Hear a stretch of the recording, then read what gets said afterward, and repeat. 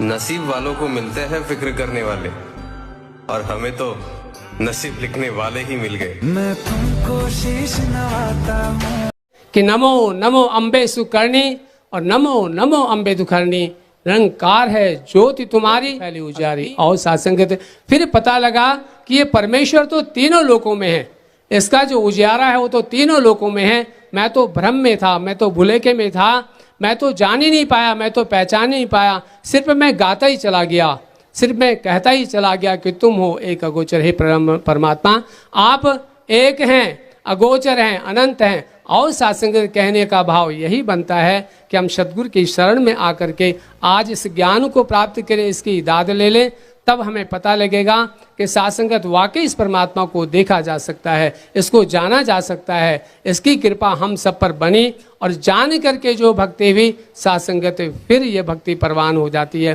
तो इन्हीं शब्दों से क्षमा याचना चाहते हुए लख लख बधाइयाँ, लख लख शुभकामनाएं जहाँ हमारी झोली में आई है। सतगुरु माता जी कृपा बनाए रखना, आपका ये सुंदर सा संदेश जन जन तक पहुँचे, ये ज्ञान जन जन तक पहुँचे, ऐसा समस्त सात्संगत आप सब महात्मा प्रयास यहाँ पर कर रहे हैं। तो यही शब्दों के साथ में क्षमा याचना चाहते हुए बार बार बर मांग हूँ, हर से देव श्री रंक और अनु सरोज निज पायनी, भक्ति सदा सत्संग सासंग जी। प्रेम से बोलिए धन्यकार जी। सत्संग जी प्रेम से बोलिए धन्यकार जी। शुक्र किए जा तू मालिक का, शुक्राना ही भक्ति है, गिले सिकवे लब पर अपने न लाना ही भक्ति है। आओ सात्संगत, ऐसे भक्तिमय वातावरण की सृजन को देखकर आज सिर्फ और सिर्फ जो अभिव्यक्ति इस घट से प्रकट हो रही है वो समय के सतगुरु माता सुदीक्षा जी महाराज के प्रति शुक्राने के भाव सात्संगत प्रकट हो रहे हैं। अब वो प्रकट होना स्वाभाविक है, क्योंकि आप जो हैं साकार रूप में आपका दर्शन दीदार हो रहा है। और हो भी क्यों नहीं, क्योंकि बहुत सुंदर शब्दों में पवित्र अवतार वाणी में युग पुरुष सहंसा बाबा अवतार सिंह जी महाराज जी लेखवत करते हैं कि गुरु दर्शन दा फल है वड्डा, मन नू पाक बनांदा ए, गुरु चरणां दी लेपक धूली, मन मैला रुझांदा है। आओ सात्संगत, अपार कृपा आपकी, जहां आपके दर्शन मात्र से ही ये मन की मलिनता दूर हो जाती है। मेरा जो अहंकार रूपी मन है वो सात्संगत खाली हो जाता है।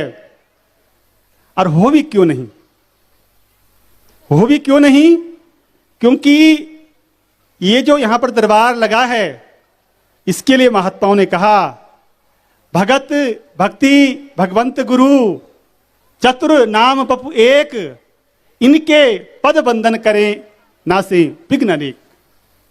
आओ महात्माओं, कितना सुंदर संयोग, जहां भक्ति भी है, भगत भी है, गुरु भी है और भगवंत भी है।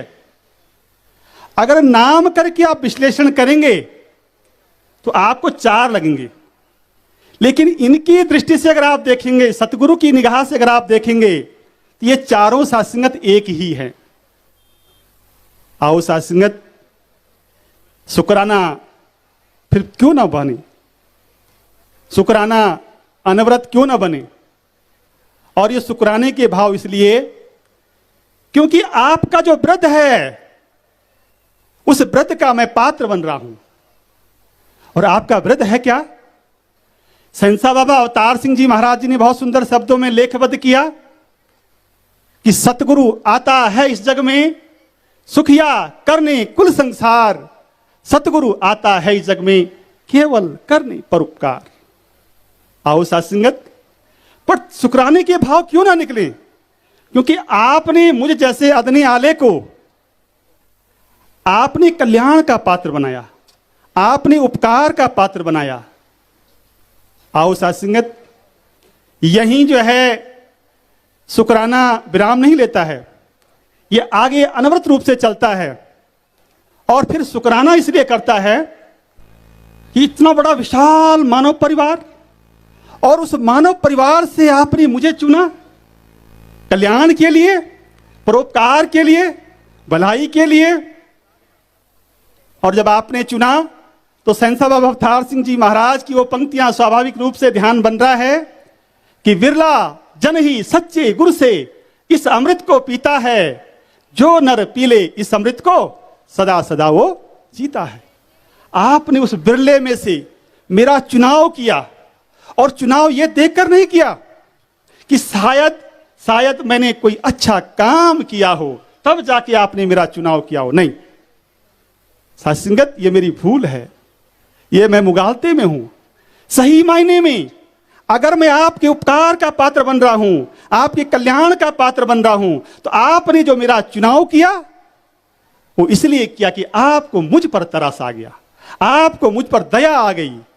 और जब आपकी दया मेरे पे बरसी तो साथ संगत मैं उस सौदे का मालिक हो गया जिसके लिए सहनसा बाबा अवतार सिंह जी महाराज लेखबद्ध करते हैं, प्रभु प्रीत का सौदा ले ले, विरला वह व्यापारी है, अवतार नाम के व्यापारी पर बार बार बलिहारी है। एक बार नहीं, कितना सौभाग्यशाली ये जीव, कितना सौभाग्यशाली ये शरीर कि आप एक बार नहीं, आप बार बार बलिहारी हैं। और इसलिए बलिहारी हैं क्योंकि आपकी प्रीत का सौदा मैं बना, यानी ये घट बना। आओ साथ संगत, क्यों ना शुक्राना बने। शुक्राना इसलिए जब आपसे प्रीत का सौदा मैंने ले लिया तो साथ संगत आपने मेरे जीवन में आत्मा और परमात्मा के मिलन के द्योतक किसी महात्मा को प्रकट किया। और जब उस महात्मा को प्रकट किया तो साथ संगत सबसे बड़ा जो ये संत की परिभाषा है, वो जो संशय था वो दूर हुआ कि जो शंका का कर दे अंत वही समर्थ वही संत। और सबसे बड़ी शंका मेरी क्या थी, मैं अपने आप को शरीर समझ बैठा था। जिस नाम से मेरे माता पिता बचपन से मुझको संबोधित कर रहे थे मैं वही समझ रहा था, मैं अपने आप को शरीर समझ रहा था। लेकिन सच्चा पातशाह आप जी का शुक्राना, आपने मेरे जीवन में आत्मा और परमात्मा के मिलन के द्योतक किसी महात्मा को प्रकट किया। और फिर समझ में आया सहनसा बाबा अवतार सिंह जी महाराज की वो पवित्र लाइनें कि यह नर का तन ब्रह्म नहीं है, ब्रह्म तो भीतर करे निवास, नाच नचाए भीतर रहकर तन में ओठ की करता वास। आप बैठ के नस्वर घर अविनाशी का दर खोल रहा, कांच की हाट पे बैठ के दाता सत्य का सौदा तोल रहा। सच की खातिर देखो मानव कांच पे धोखा खाता है, कहे अवतार गुरु वह पूरा पर्दे जो सभी हटाता है। सबसे बड़ा पर्दा, सबसे बड़ा पर्दा क्या, मैं शरीर नहीं हूं भाई, मैं आत्मा हूं। ठीक है, मैं आत्मा हूं, तो मुझे करना क्या है। सहनसा जी इंडिकेट कर रहे हैं, इशारा कर रहे हैं कि जिस ज्योति का अंश तू मानव, उस ज्योति को पहले जान, दिया है जिसने सब कुछ तुमको उसकी पहले कर पहचान। पीठ के पीछे जो मालिक की काम कोई भी करता है, यह सब चोरी ठीक नहीं है, जो करता सो भरता है। और अंत में कटु फैसला, सुनने में थोड़ा कड़वा लगेगा लेकिन कटु फैसला, यदि सतगुरु की ओट गहीना, रोएगा पछताएगा, कहे अवतार ज्ञान बिना नर 84 में जाएगा। तो क्यों ना शुक्राना बनाए, क्यों ना मैं शुक्राना करूं कि आपने मेरी अनंत काल की जो यात्रा थी 84 की यात्रा, उससे मुझको बचाया।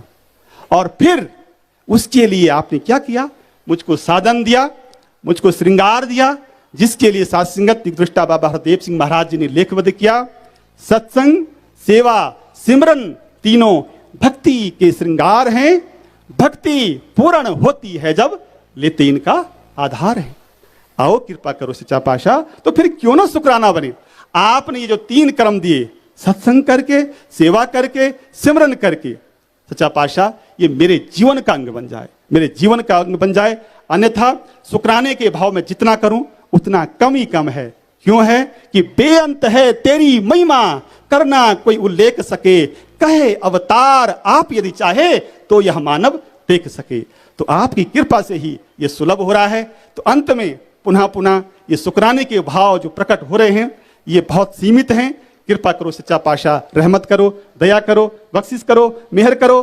सहनसा बाबा अवतार सिंह जी की उन शब्दों से जो है साथ संगत जो है फिर एक बार शुक्राना करते हुए कि गुण गाने नंकार दे, कहे अवतार न भूल, पर उस सद की अरदास तो जो प्रभु करे कबूल, जो प्रभु करे कबूल, जो प्रभु करे कबूल। प्यार से बोलिए धन निंकार जी। सत्संगत दास जैसे प्रार्थना कर चुका है।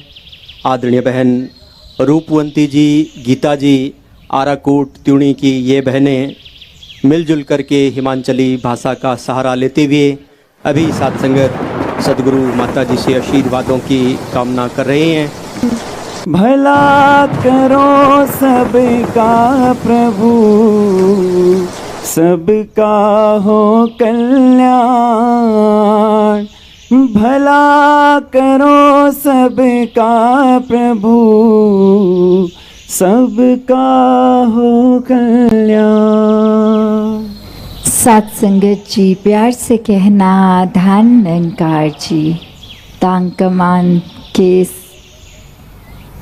जगह पे, मैदान पे जहाँ स्टूडेंट्स को शिक्षा प्रदान की जाती है, और आज उसी मैदान में ये सत्संग रूप जहाँ सभी आए हैं, तो जैसे ये जगह भी एक शिक्षा लेने के लिए स्थापित ये बिल्डिंग, चाहे वो दुनियावी रूप में एक स्कूल कॉलेज रूप, और यहाँ सत्संग में भी एक शिक्षा रूप कि इतने अनमोल वचन संतों के जो लगातार हमें पिछले कुछ घंटों से मिल रहे हैं।